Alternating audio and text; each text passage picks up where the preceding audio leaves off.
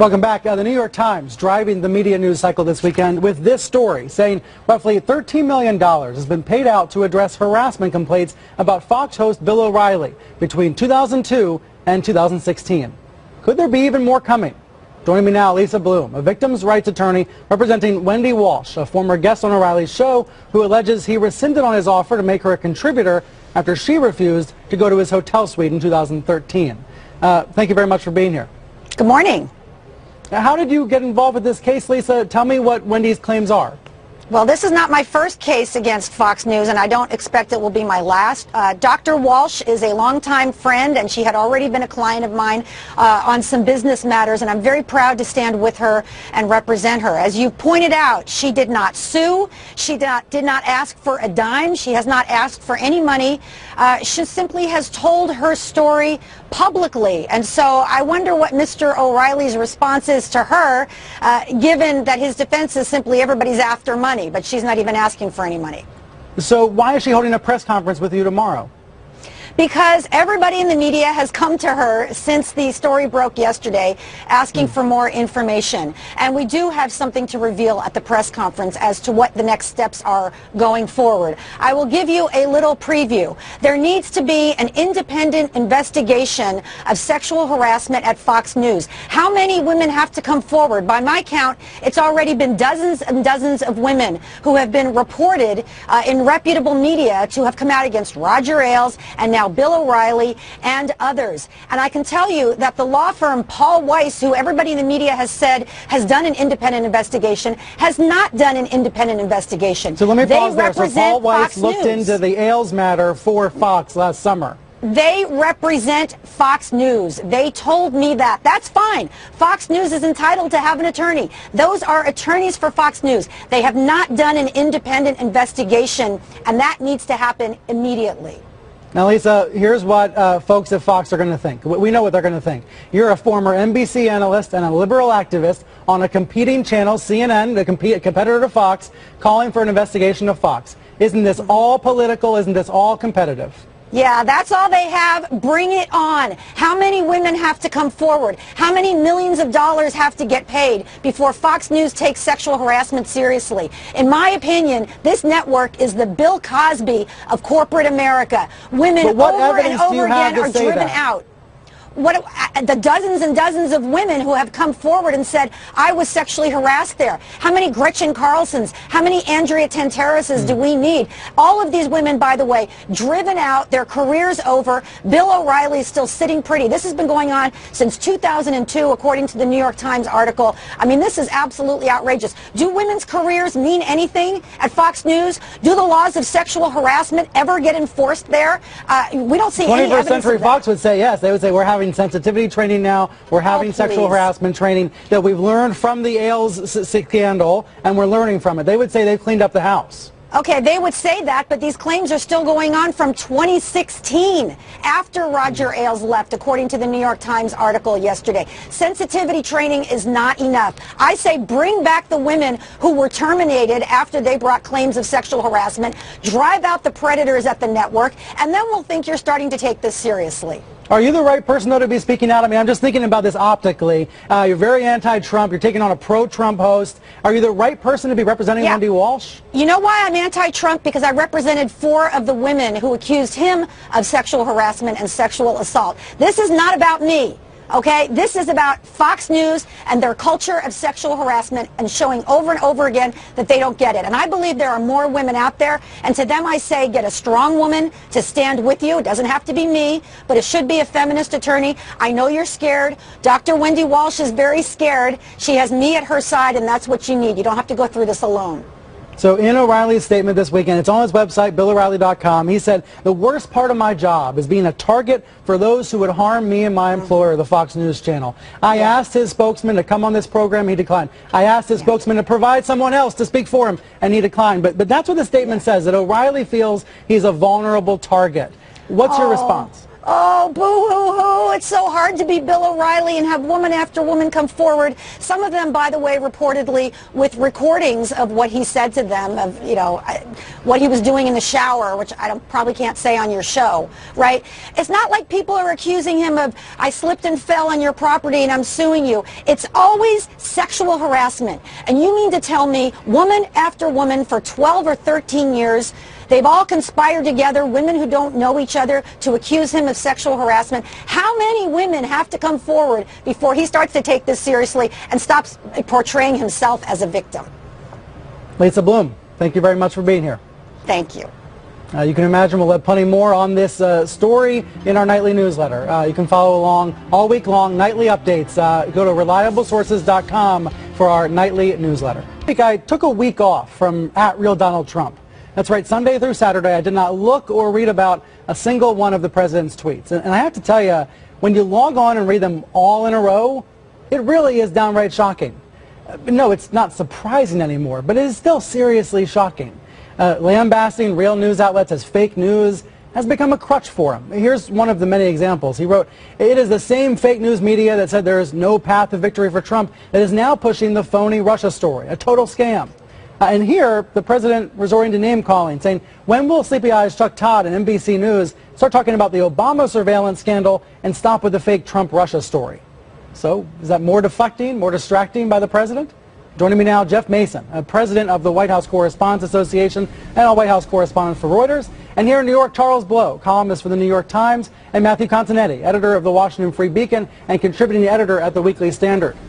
Jeff, are you starting to need a flak jacket for these contentious briefings with Sean Spicer? Well, they certainly have become contentious. There's no question about that. And the fact that it's getting so much attention shows that people are really interested. I think the American public is interested in seeing how the relationship between the press and the White House continues. And they're interested to hear how Sean answers a lot of the tough questions that he's getting from the White House press corps. Do you trust what he tells you now? You know, I think it's important to listen carefully and to fact-check this administration like we would for any administration. Certainly, so they're no different. They're no different from any other administration?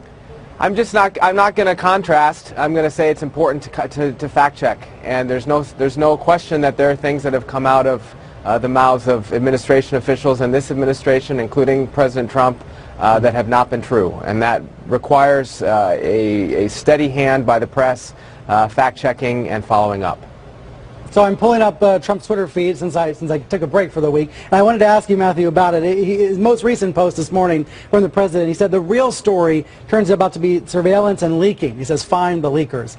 Is this an example, Matthew, of just two alternate realities? That the conservative media is presenting a story about Obama surveillance, and the rest of the media is focusing on why Trump made those claims and on the Russia issue? I don't think it's two alternate realities. I think it's two different stories. In fact, there's several stories going on here. There's the story of Mike Flynn and the leak. There's a story of the Trump team contacts with Russia, what that means. And then there is this story that's late breaking about Devin Nunes and what kind of collection was going on of the Trump campaign or of Trump family members during the election. The key for me, though, is, you know, Trump was elected to be commander-in-chief, not media critic-in-chief. And I even feel when you go and you talk to a lot of his supporters, there's some kind of exhaustion with the endless criticism of the media. They want to see the jobs. That's what they put him in office for. But see, I think media critic-in-chief, it inoculates him. It's an attempt to inoculate him from all the real news coverage that's going on. I think it works during the campaign, and I think it's a tool Trump uses to introduce news stories into the political discussion, stories that he would prefer people to talk about. Right. But at the end of the day, he's going to be judged by results. Okay, so Charles, it's not a good idea for the president to be calling Chuck Todd sleepy eyes? Absolutely not. And I think there's something actually Shakespearean about it. I mean, by protesting as much as he does that this is not a story, it makes people who are, you know, the real reporters among the media more suspicious. I mean, you and I have both worked in the newsroom, and those guys are just trying to call balls and strikes as best they can. What people don't seem to understand about most news organizations is that they're bottom-up organizations. They're not top-down. People are not necessarily coming in and saying, we want to craft a story this way, go out and find us a way to do it. Rather, they wait for reporters to kind of search their sources, and whatever they come back to the table with, from that, they cobble together that day's report. And so, for those. But what I wonder is, do Matt's readers believe that? I Right? don't know. You're describing how a newsroom works. Matthew, do your readers of the Free Beacon believe that, a conservative-leaning outlet? I think they do. That's how my newsroom works. And But media bias is the charge every hour of every day from sites like yours. It's helpful to point out that there's media bias, right? But I mean, reporters pursue stories. I think the president's frustrated that reporters are pursuing one story. He would like them to pursue another. What I'm fascinated by is he is the president. He has the power to declassify all of these documents involved in the Nunes probe. And I think it would be helpful for him to be more transparent, because he's being hit right now by all of these revelations that they weren't forthcoming, whether it's General Flynn or Jeff Sessions. Hey, that lack of transparency is what I believe makes reporters' antennas stand up. The idea that if you were to say, please go ahead and hang yourselves on this, search as much as you want, you'll find nothing but exculpatory evidence that says that we did nothing wrong. And in fact, because you are selling credibility, you will hang yourselves by doing so. That's so interesting about the antenna. The idea that he is saying, nothing there, look everywhere else, shiny thing, to a veteran reporter that says, why are you going so far out of your way to say there's nothing here? Let me hang myself. If not, let me find it. That idea, and the secondary part of that is that he seems to see this as a matter of branding, which is what he's always done. This is how he's built his career.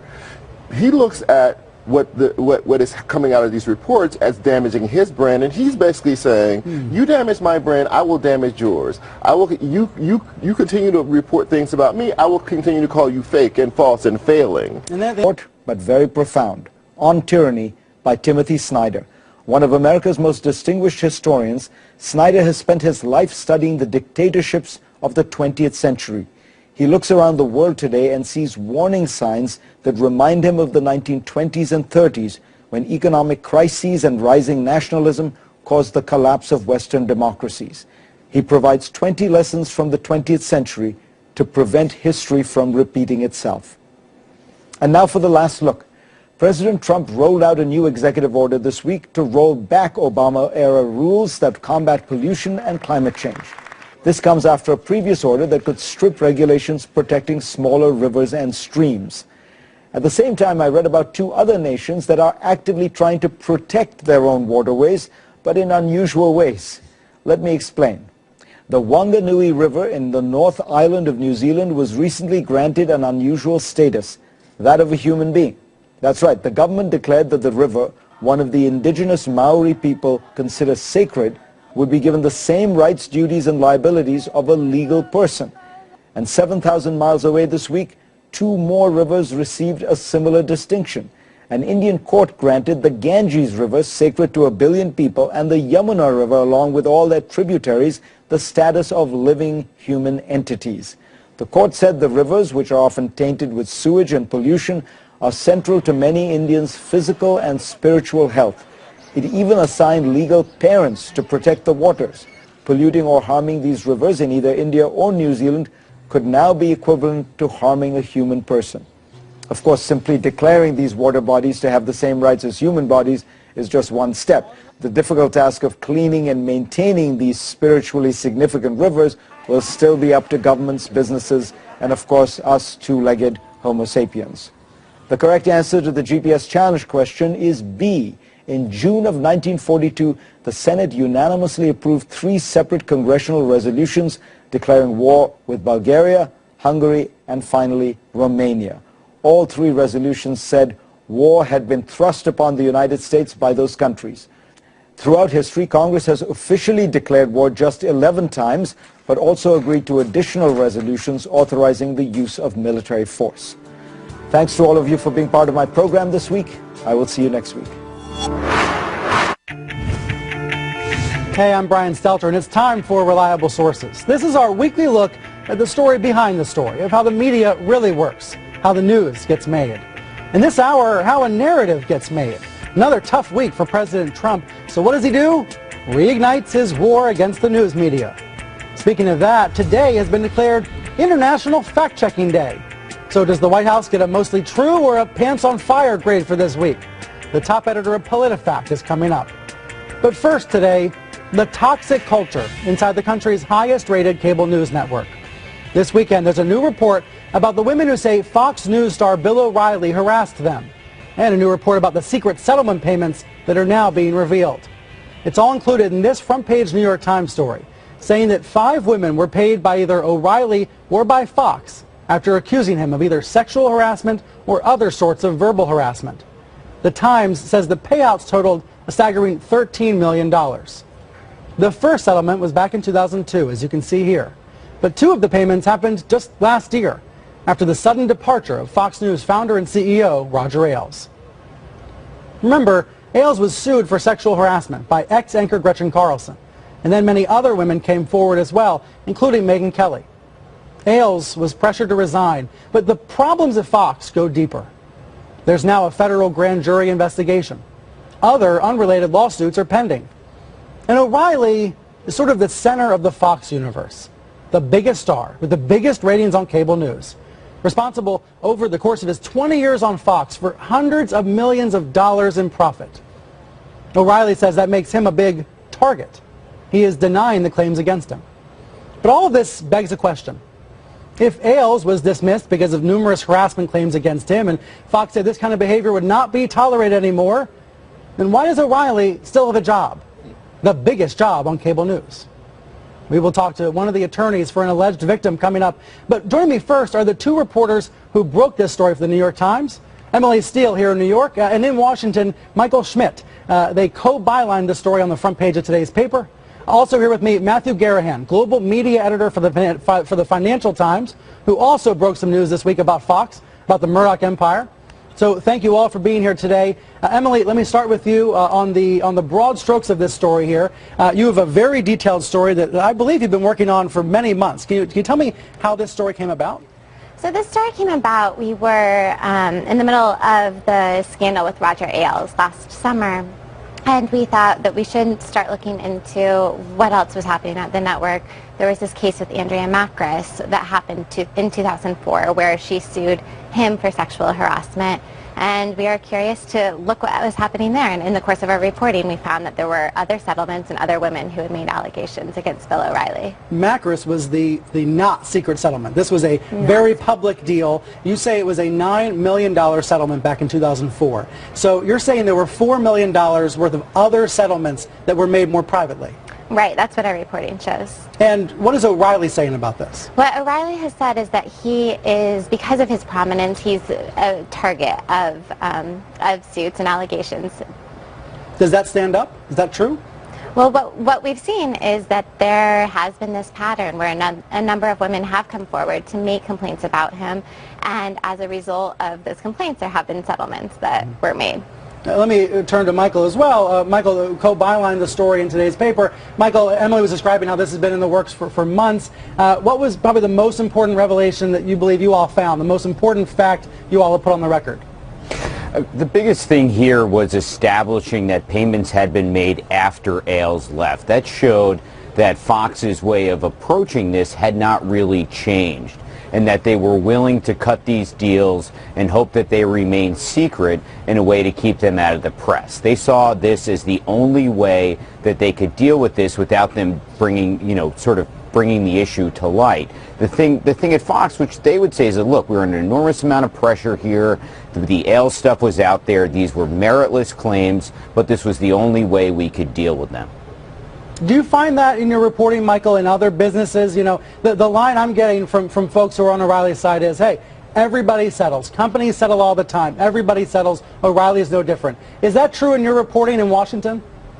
Well, what we do know is that companies at times will settle claims that they think are meritless because it's expensive to go to trial, the legal costs are there, and you could also lose a trial, and you could also have some really nasty headlines along the way. So the thought is, okay, I'll pay a little bit of money here to make it go away and keep it quiet. The problem is that there's a repeated pattern here of it happening. So the question is Mr. O'Reilly simply someone that people are taking advantage of? Or why is it that all these women have come forward? Or why is it that all these women who worked for him felt so strongly about this that they were willing to do this, to go to Fox and ask for money like this? You said the word pattern. Let me quote from your story, if you don't mind. I'll put it up on screen. You all said the reporting suggests a pattern. As an influential figure in the newsroom, Mr. O'Reilly would create a bond with some women by offering advice and promising to help them professionally.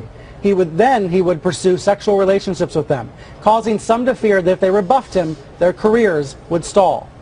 Michael, did you all find other women besides the 5 that you all identified who did settle? Other women that you didn't write about in the story, perhaps for legal reasons? Well, what we wrote about in the story was the information that we felt comfortable with. In the story, along with the 5, are 2 other women who have made allegations against Mr. O'Reilly but have not received payouts. One of them is Wendy Walsh, who says that Mr. O'Reilly reneged on an offer to make her a contributor after she rebuffed a sexual advance from him. And the other one is Andrea Tanteros, who sued Fox over the summer. Mr. O'Reilly is not a defendant in that lawsuit, but she describes in there some harassment that she had received from Mr. O'Reilly during her time, and that had been backed up by a statement signed under oath from her psychologist, who said she had, contemporaneous to when she said these behavior had occurred, had told her therapist about this. And Walsh, by the way, you mentioned Wendy Walsh, her lawyer coming up later this hour. Matthew Garahan, let me bring you in here from the Financial Times. You have been covering the Murdochs for many years, but you weren't involved with this O'Reilly story this weekend. What does it say to you? What stands out to you about this reporting? What's the headline as someone who wasn't involved? Well, we've been doing our own reporting on this too, but the thing that stands out, and you look at the Fox response, why didn't these women come forward at the time? Why didn't they call human resources? And it's important to remember that at the time that this was all going on, Roger Ailes ran Fox News like a despot. Right? He controlled every aspect of human resources, legal, financial, and he and Bill O'Reilly were obviously very close. And the women who had a grievance against Bill O'Reilly or a grievance against Roger Ailes knew that everything would go back to Roger Ailes. So it was incumbent upon them to try and settle these things out of the public eye and settle them personally. And that's a point that's very important. A lot of the women that we talked to said that they feared making complaints. They feared retaliation. They thought that if they were to bring forward a complaint about someone as powerful as Bill O'Reilly, that their career would be in jeopardy. Now, let me ask a couple questions about the reporting process here, Emily. You all have been working on this for months. I had a person on O'Reilly's side say, Emily Steele has had it out for O'Reilly for years. Is this at all personal? It's not a personal story at all. We're just trying to follow the facts and write a fair and accurate story about what happened. Did you all find any evidence beyond what these lawyers for these accusers had said? Any third-party corroboration, like audio tapes or anything like that? What's interesting is that 2 of the women who reached settlements, and these are settlements that Bill O'Reilly paid himself, Andrea Macris and Rebecca Gomez-Diamond, they both had evidence. They had recordings of conversations with Bill O'Reilly. So there was some, but you didn't hear that directly. You didn't listen to the tapes. We didn't hear those tapes, no. I'm just asking because I'm trying to think about what holes O'Reilly's folks are going to try to poke in your story. However, I've not seen them challenge any facts from what you've written. No, that hasn't happened. So what are you expecting now? Because on Saturday, the Wall Street Journal reported, after your story came out, that Bill O'Reilly recently renewed his contract. It was going to be up later this year. He's renewed for an unknown amount of time.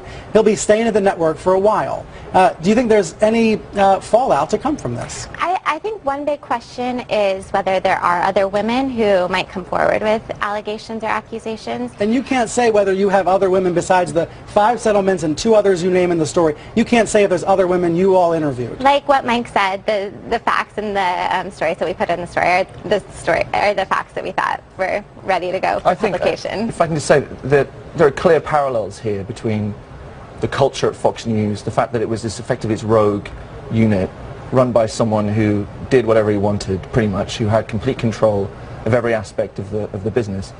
Top talent who were allowed to do what they wanted too. Big parallel between that and this burgeoning scandal and the phone hacking scandal, which obviously happened at another Rupert Murdoch company. And this was in Britain a decade ago, where reporters secretly tapping into phones. Right, this was another business run without any effective controls from above, without any oversight, with people going rogue in the same way, cutting deals with aggrieved victims for millions of dollars. And you have to ask yourself, what was going on? You know, why did this happen? How can this happen? I mean, happening once is bad enough. Happening twice, it's unclear to me how they can justify it in this way. Now you mentioned one of the comments from 21st Century Fox, the statement the company issued. It said in part, none of these women ever called the sexual harassment hotline, this 800 number. What did you make of that? Well, it's like, as I said, I think that there was fear, within the newsroom, within Fox News, because Roger Ailes had such a tight grip on things, and that's effectively what's going on with this federal investigation. I mean, the payoffs were made that weren't accounted for. Millions of dollar checks were written, were concealed within the Fox News accounts in the financial reporting structure, and the parent company didn't know anything about it. One of the things that's really interesting is that one of these settlements that we covered was so secret. It was with this woman, Rebecca Gomez-Diamond. It was in 2011. The parent company, 21st Century Fox, didn't learn about this until late 2016 when they were conducting their own investigation into Fox News under Roger Ailes' tenure. So what does it mean that Fox has renewed O'Reilly's contract, apparently, given all of these facts, Matt? I think it's kind of baffling to me. I mean, with Roger Ailes, that they were sort of boxed in. They had to get rid of him. They had an independent law firm come in, investigate, and they uncovered more allegations. He had to go. Standing by O'Reilly in this way, I mean, I think it's slightly a sign of the times. O'Reilly is a figurehead for the network. He stands for something that the network stands for too. He represents a huge constituency in this country, the pro-Trump voter, which Fox News is bread and butter for Fox News. I just think things have shifted slightly. Well, he's the cornerstone. There's no heir apparent. No one else who could put on at 8 o'clock and be guaranteed the rating he provides. He is by far the biggest star of the network, maybe Sean Hannity number 2. Now, let me ask you this, Michael Schmidt in Washington, because Matthew mentioned Trump.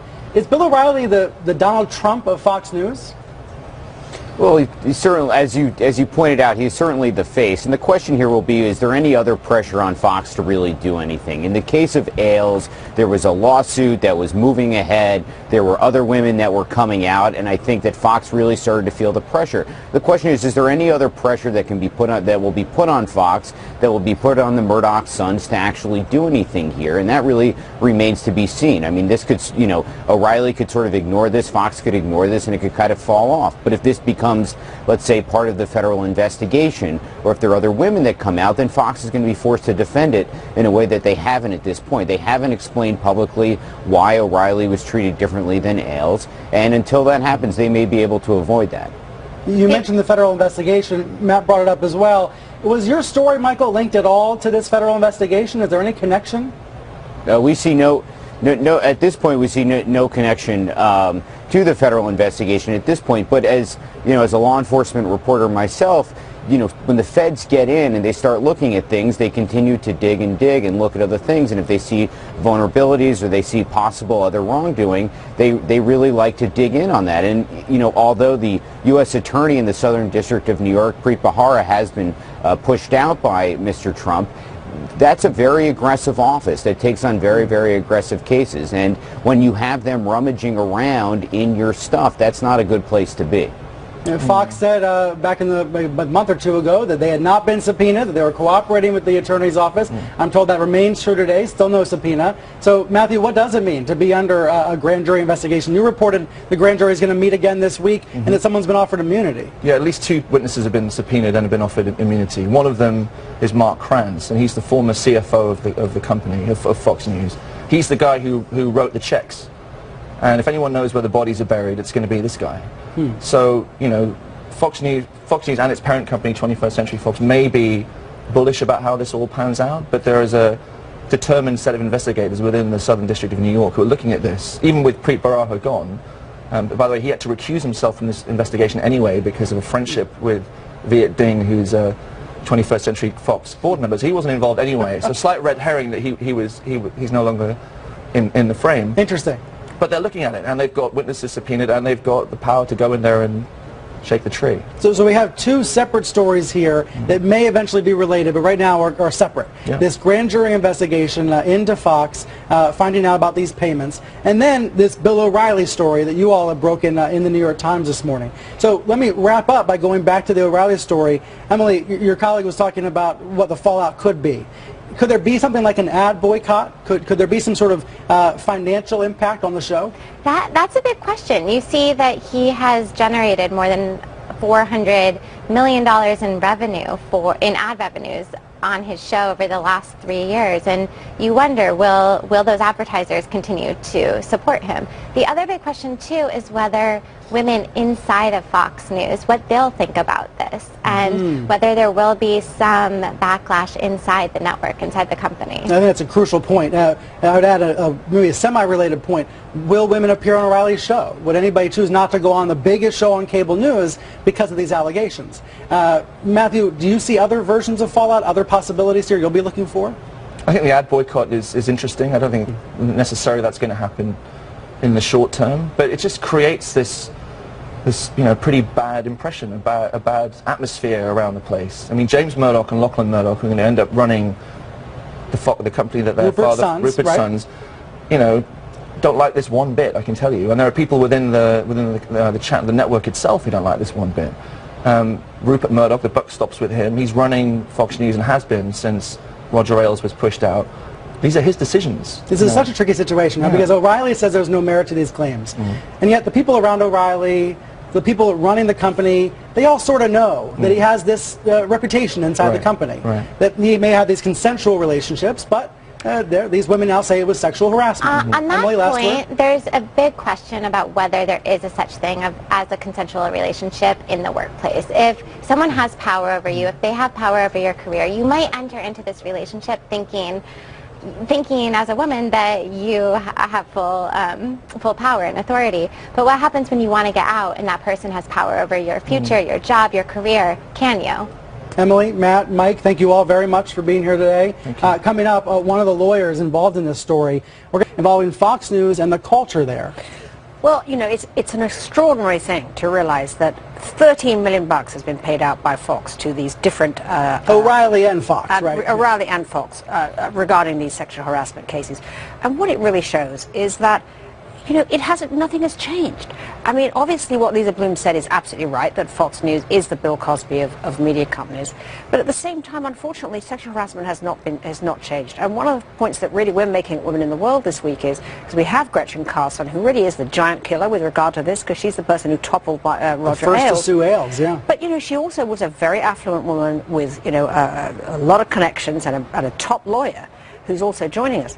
But, most women don't have such means. They cannot hire a top lawyer. And the worst sexual harassment are in industries like food and beverage, and in retail. Look at the Kay Jeweler case recently. Or even look at the Uber case, where the frat club of Silicon Valley, it's unchanged.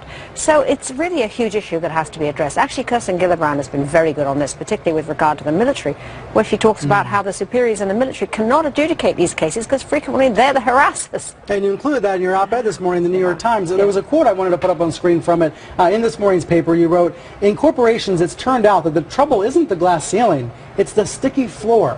Tell us about that. What do you mean?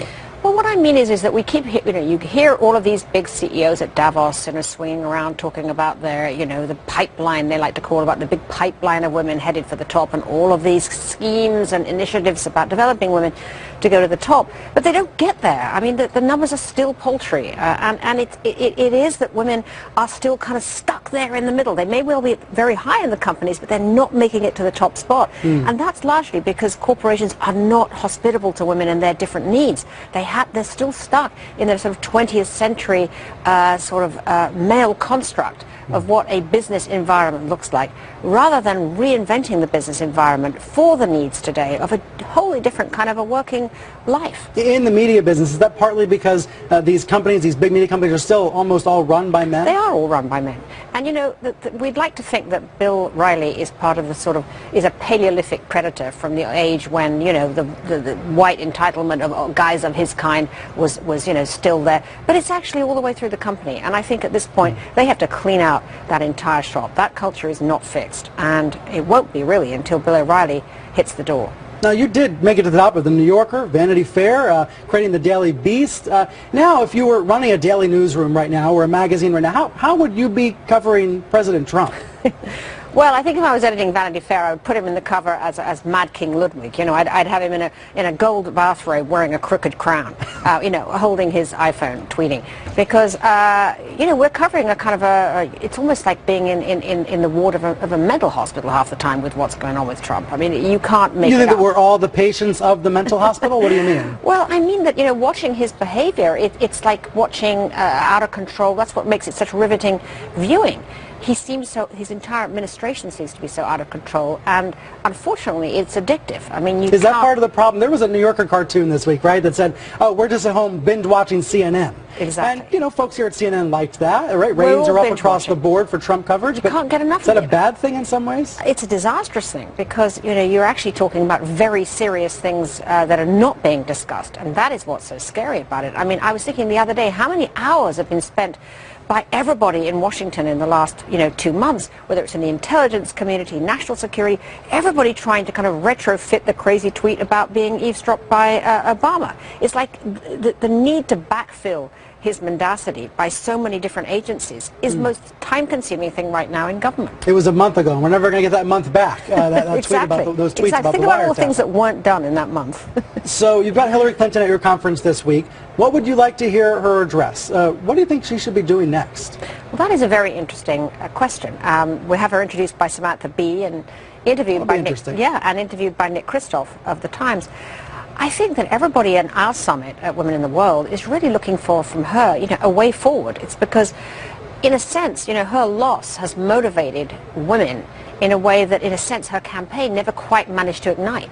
So it's as if suddenly there's this huge wake-up call, really for feminism, a kind of rejuvenated feminism, a different kind of feminism, where women are saying it's up to us to man the barricades of social justice and figure out how we can now have a game plan to go forward. So I think it's very interesting to hear from Hillary about what she thinks we could all do at this point to make sure that much of the things that she certainly cared about and many Americans cared about, because as we know she won the popular vote, really do, have top of mind. You included that in your column today, that she won by 3 million votes. Do you think that sometimes comes across as just as complaining or as bitter? No, I think it's just a fact. Okay. I mean, I don't feel that, it's not post-truth. It is the truth that she Do you think it's worth reminding people that she did win the popular I do think that we have gone overboard in trying to say that real people have sent us a new message. I mean, I think there's too much of a crouch position from the so-called elite about, how we didn't listen to real people. Well, guess what? I don't think that ex-people who actually know stuff should feel somehow embarrassed about the stuff that they know. Why, you don't go to to have your leg amputated by someone who just walked in off the street. And the fact is that people who know things, who know facts, whether it's about the economy, whether it's about journalism, whether it's about what's happening in foreign affairs, are worth listening to, and they're not morons because they're not just in a red state with an iPhone. In defense of experts. Tina, great to see you. Thank you very much for being here. Up here after the break, it's International Fact-Checking Day. Yes, we're going to celebrate with the editor of PolitiFact right after this. Is the congressional investigation on this tainted? Does America need a 9/11 type bipartisan commission? We'll ask that commission's chairman, Tom Kean. And Jeffrey Immelt, the CEO of one of the world's biggest companies, GE. He is an advisor to Trump and yet has publicly dissented with some of the president's policies. I will ask him what he makes of the Trump administration and the economy. Also, Britain officially triggered Brexit this week amidst fears of a populist sweep of Europe. But the center seems to be fighting back. We'll explain. Finally, as President Trump rolls back environmental regulations, a novel idea from other corners on how to save our planet. Give nature the same legal status as human beings. But first, here's my take. The recent Republican debacle on healthcare could prove to be an opportunity.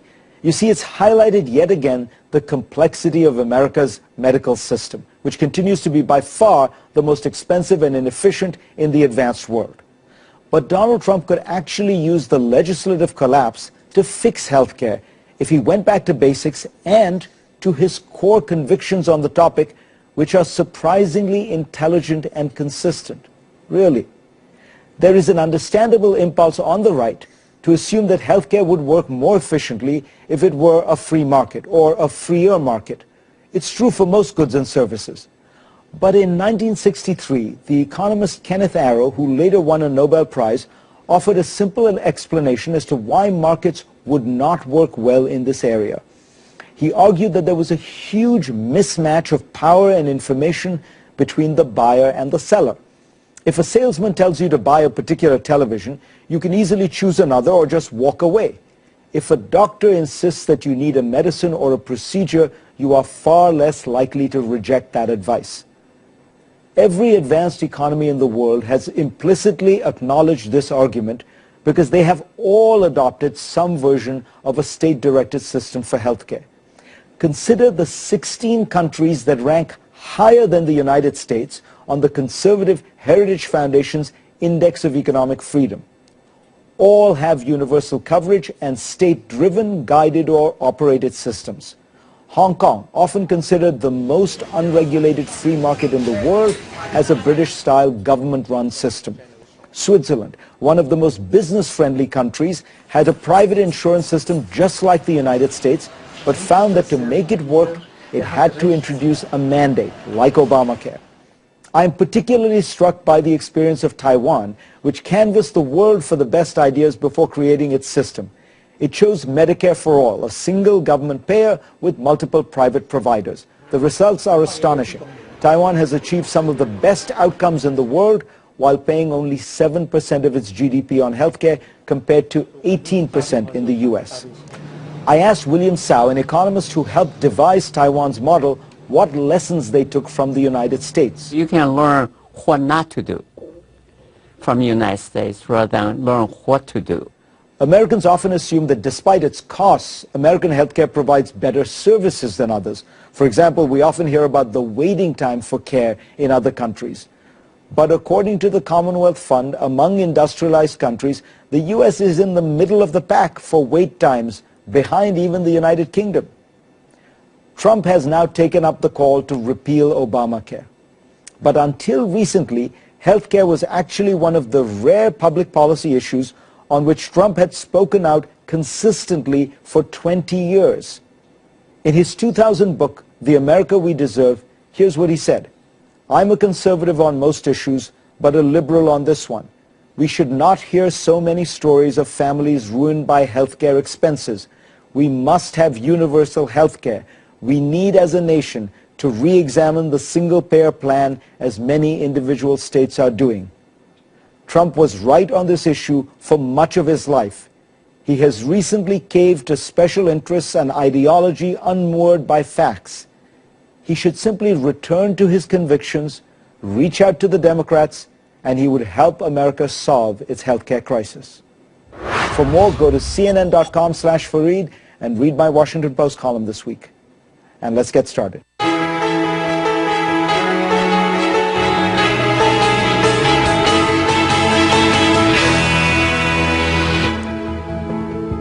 This week, the Senate Intelligence Committee held a hearing on Russian meddling in the U.S. presidential elections. The House of Representatives' own investigation is now surrounded by allegations of partisanship, secret deals, and preferential treatment. And there have been calls for Committee Chair Devin Nunes to recuse himself from the investigation, including from members of his own party. So does the nation need a 9/11 type independent bipartisan investigation into these matters? Joining me now is the chair of that 9/11 commission, former New Jersey governor and Republican stalwart Tom Kean. Tom, what's your simple answer to the question? Do we now need a 9/11 style commission? We may need it, but I don't think we ought to do it yet. Because the best way to do it, the way we set up as a government, is to do it with the Congress. And if the Congress can do it, they ought to do it. Because the kind of independent investigation you're talking about is almost like time-consuming, hard to set up. You know, it takes, as you probably know, if you simply to get security clearances for members of a commission could take 5 weeks, 6 weeks, 5 months sometimes, depending on how difficult it is. It's not good for the country to have the administration under a cloud like this. They have important things to do that we've got to negotiate with Russia. How can you negotiate with Russia when this kind of a cloud is happening up in the So how do you get rid of the cloud? I think you have a very important bipartisan investigation. Rightly so, it should be done by the Congress.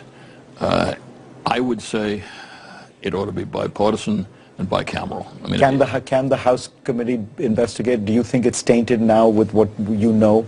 Yes. It is tainted. And it's very, very hard to do it now because people have serious questions about its impartiality and the impartiality of its chairman. You can't operate like that. You've got to have something the American people, and you've got to maintain the confidence of the American people throughout the investigation. So should Nunes recuse himself or resign from this? Well, I think that's obviously up to him and up to the House Speaker, but to me, I don't want to see 3 investigations. I don't see the FBI investigation, I don't want to see a Senate investigation and a House investigation. Calling the same people, making different conclusions possibly, getting partisan and not partisan, that's not in the interest of the American people. There should be one investigation. So you would call for a joint committee, yes, House and Senate, yes, and let the FBI report to them. I mean, the FBI... So you don't want the FBI investigating this? Well, I think the FBI shouldn't be investigating it, but should be investigated under some sort of supervision. They report to the Justice Department. That's a little strange. Director Comey, I've got full confidence in. I know him, I like him, I think he's a good guy. But some people don't, on both sides of the aisle. And so I think you need to bring this all together. This is such an important investigation. The American people have got to have confidence in it. The results have got to be clear. If the Russians were involved here, we've got to know about it. We've got to know what we have to do to stop it ever happening again. All this is important. So I think it should be a joint investigation the American people can have full confidence in, and it ought to be open and bipartisan. So you don't agree with those who say this is much ado about nothing. You think that the pieces of evidence we have are enough to suggest we need to figure this out? Yes, I think we had to figure it. Look, there's tons of smoke. We don't know how much fire there is, but we know there's a lot of smoke. You can't just allow that to cloud this administration for the next 4 years. What is the path forward here? Because somebody has to produce the kind of initiative, the framework you're talking about. Yeah, well, I think the Senate has started off, and for everything I've heard about the Senate investigation, is starting off on the right track. The House has sort of gotten off track. And I think the president could participate here. The president, a number of the president's people have said, look, I'll testify, I didn't do anything wrong. I'll say, fine. But more than that, I think the president should be part of it. The president should go along with the investigation. If it's right, commend the investigation, be bound by whatever outcomes are. And to do that, he's got to be assured that they're going to be fair. And they're going to be bipartisan. But I think that assurance has got to be made. We had that in the 9/11 Commission. Some people doubted us, and some people doubted us all the way through. But as we were going along, we got the confidence of the American people, the confidence of the Congress, confidence of the President, and we were able to produce a report that all 3 bought into. And that's what's got to be done here.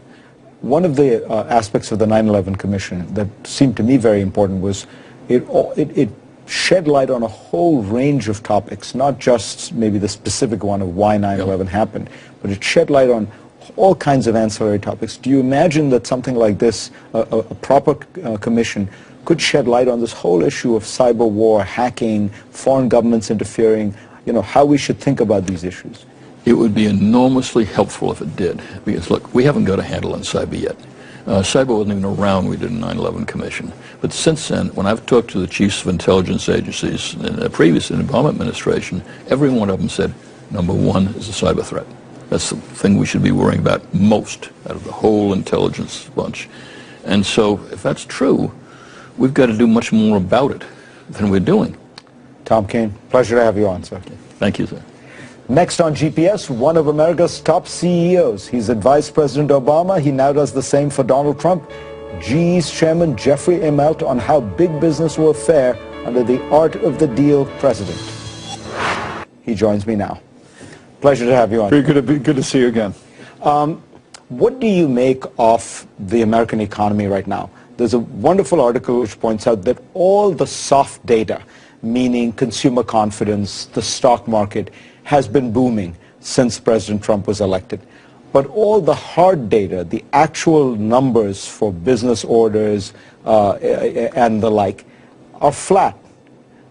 And the implication of the article is there's no fundamental reason for this boom in confidence in the stock market, and that eventually it's all going to come down. So, Fried, what I would say is I still think the U.S. economy is on a steady economic growth pattern, right? It's clearly not up 20% since last November, but it continues to grind forward and about a 2% GDP path. We see that. We feel that. I think as importantly, for the first time since the global financial crisis, there are more economies around the world doing better. So Europe is marginally better, China's better. So I don't think it's just the U.S. I think the global economy is slightly better. And again, when you go to Wall Street, it's ultimately going to be proven out in earnings of companies and cash flow, more so than, you know, speculation of which law is going to get passed and who's going to. And that's not up 20% in 3 months. Exactly, yeah. Do you think President Trump's economic policies are going to be a big boost for the economy? So here's what I would say. I think if you look at tax reform, regulatory reform, infrastructure, those three things, I think those were known to President Clinton, President Bush, President Obama as things that the U.S. had to do. 40-year-old tax code, we're not getting the reinvestment back in the economy we should. I think the regulatory pendulum has swung too far and the country needs infrastructure. You do those three things, I think the economy's going to do better. You have done something unusual in the last couple of months, though. You have twice to your employees come out essentially in opposition to something the administration did. On the travel ban, you expressed concerns, and on climate change policies, you expressed concerns in a memo where you essentially disagreed with the Trump administration, talked about how crucial it was that the U.S. continue to be a world leader on climate change. Why did you feel the need to do this? You know, Fried, I say by and large CEOs should kind of keep their head down and do their work. And in many ways, I agree exactly with what President Trump is doing. But we also are stewards for companies, we're stewards for brands, we're stewards for people. On the travel ban, look, we have a lot of people that live in the Middle East. We have a lot of people that travel. It's my duty to stand up for them. Clearly, we want the country to be safe, but it's also my duty to kind of stand up on their behalf. On climate, look, for 12 years, we've been investing in an initiative called Eco-Imagination, which has really talked about driving energy efficiency in everything we do. And we've been doing it consistently. We've booked over $300 billion of revenue in that initiative over the last 12 years. I just think it's insincere to not stand up for those things that you believe in. So I don't think it's something we should do every day, but I do think we're also stewards of our companies. We're representatives of the people that work with us, and I think we're cowards if we don't take a position occasionally on those things that are really consistent with what our mission is and where our people stand. You're a truly global company. Mm-hmm. Do you worry about, for example, the pretty poisonous situation between the Trump administration and Mexico right now, potentially a tariff war between the United States and China? President Trump has talked about some kind of a border adjustment tax. He's talked about tariffs against Chinese goods. What do you think? So two different stories. I would say in the case of, I don't agree with the rhetoric around Mexico. Really, the Mexican country has been a good partner. It's been a good place to do business. I agree with keeping our company safe, but I hate to cast an entire country in a light. I also don't agree with things like walls. I don't think they're in the end really functional and will work. That being said, really, I think it's natural to want to renegotiate something like NAFTA after 25 years. It's not the same world that it was 25 years ago, and I think the president has every right to say this relationship should be restructured. You know, Fried, there's just no case where Mexico and the U.S. aren't going to end up being friendly. We're neighbors. We almost have to be, right? I worry more about China. My encouragement is more about China. It is really important for the U.S. and China to have a very strong bilateral relationship. It doesn't mean we have to agree on everything. But I think there has to be a relationship that goes, you do this, we'll do that. You do this, we'll do this. And it's got to be bilateral, and I think the Chinese can do it, and I think President Trump can do it. One of the things President Trump has talked about with his tough trade talk is he doesn't like the idea of American companies going and making stuff in foreign countries where labor is cheaper. And you've pointed out that for GE as a global company, you have to make stuff close to the places you're selling it. So, I mean, isn't that a problem? If you're not going to be able to make stuff in China... So we're running the plate free. So in other words, if you look at GE's footprint, we're a $20 billion plus, $22 billion exporter. We're a $6 billion importer. I think we kind of run the best U.S. play. Now, moving stuff out of the United States just purely for wage arbitrage, that's 1980s. That's the old global playbook. And unfortunately, people in the U.S. get confused between globalization and outsourcing. To me, globalization is, we have 70% market share of jet engines in China. We have 30 or 40% market share in healthcare in China. That's good for this country. That, to me, is globalization. So if we have to make things other places to sell them in other places, I view that as also creating jobs here and the good part about globalization. If you make something someplace else to ship it here, then there's going to be a discussion around what do we do about border adjustability or taxes or things like that, and I get that. But I think that defines a certain set of companies, but I don't think it defines the modern global companies who have really built these extended enterprises, not for the purpose of shipping things back here, but for the purposes of winning there.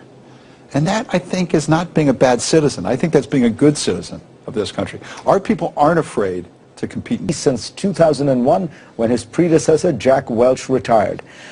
Jeff, one of the things you have been talking about and doing at GE is this transformation of GE into a digital company.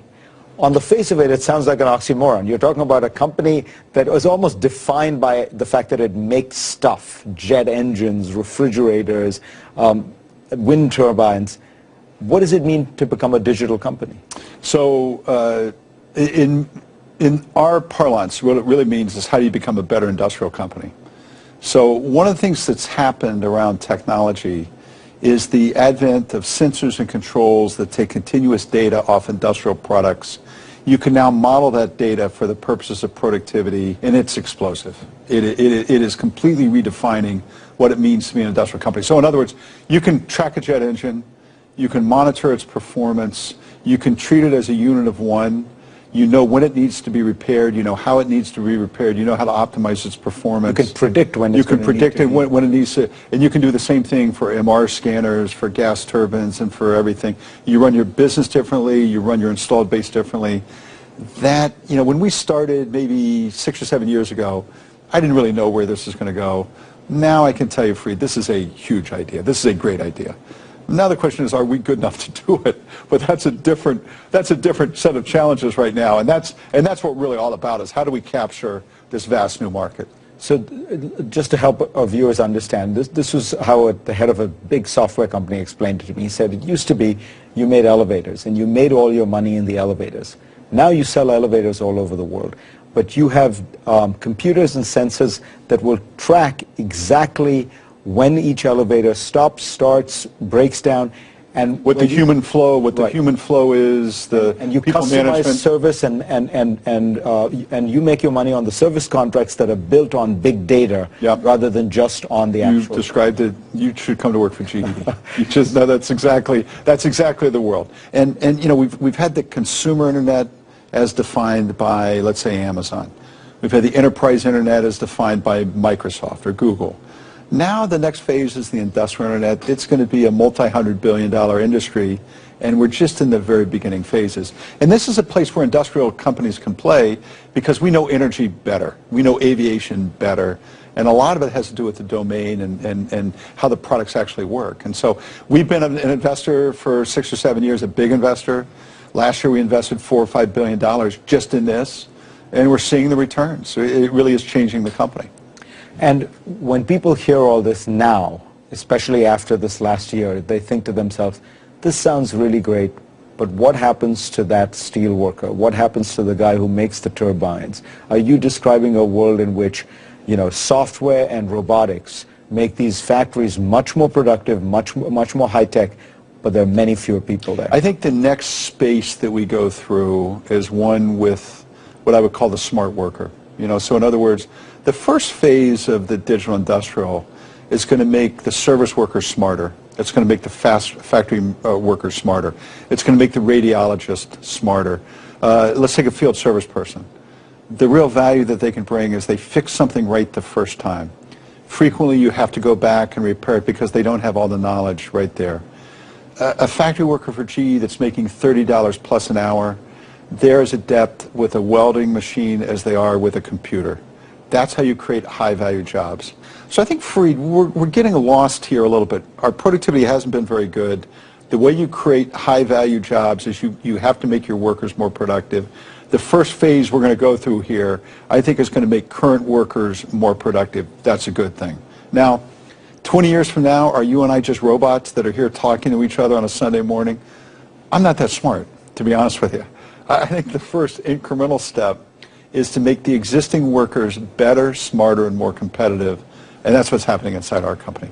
I know you think very broadly about these issues, and you're very close to that world of the steel worker, the auto parts, and you've seen the anger and anxiety in Ohio and Michigan and Pennsylvania.